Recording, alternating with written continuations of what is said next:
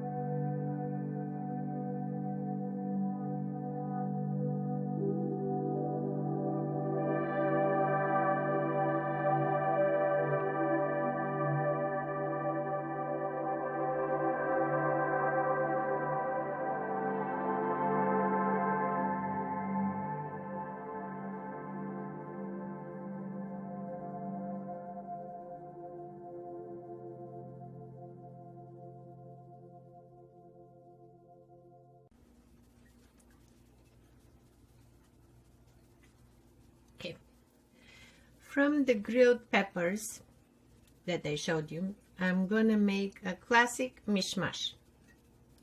Okay, here are the peppers. This is feta cheese. I'm gonna add some blue cheese, 4 eggs, and lots of parsley. I cook with lots of parsley because my doctor said so. So I'm listening to him. Miss Piggy approves.